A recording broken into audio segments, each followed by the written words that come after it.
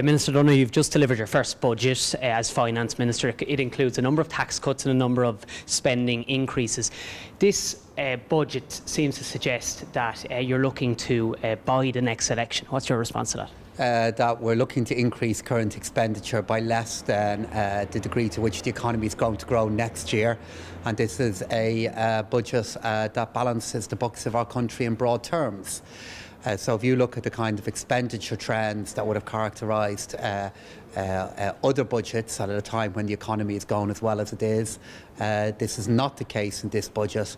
Very moderate pace of current expenditure growth and getting to a point that we're going to deliver our deficit target. Minister, you took a two-pronged approach in relation to your tax policy, reductions in USC and also increasing the band. Is this the same approach that you would expect to see in future budgets? My objective is to make sure that we're no longer at a point in the future where somebody who's earning an average wage is paying the high rate of income tax and facing very high marginal tax rates and personal taxation. I believe investing in increasing the standard rate cut-off point, so more people are paying the standard rate of income tax, is the way in which the long term we will deal with this issue. Inside the supply and confidence agreement that we have with Fianna Fáil, we are committed to reductions in USC. I will honour that, but you will see that the concentration of resources on changing the level of the standard rate cut-off point delivers a very strong impact on people who are on low and middle income. In your spending document, you budgeted €5 million for the government's strategic communications unit. The Taoiseach recently told the Dáil that this would be a cost-neutral measure. Why has Leo Varadkar misled the Dáil? Well, the Department of the Taoiseach's vote is 2% lower than it was the previous year.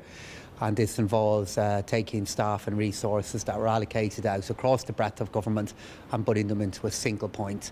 I think it's appropriate that the taxpayer have a good idea regarding how their money is spent to provide good public service. Why did he say it would be a cost-neutral measure when it is not, clearly on the document that you have produced and read out to the Dáil today? Well, the Department of the Taoiseach's vote is 2% lower than a year ago, and there is a line in relation to the strategic communications unit, which there has to be, because there has to be a budget line available for every organisation inside government, and we have funded that by moving resources around from similar organisations and other government departments to come up with a central point to do this work.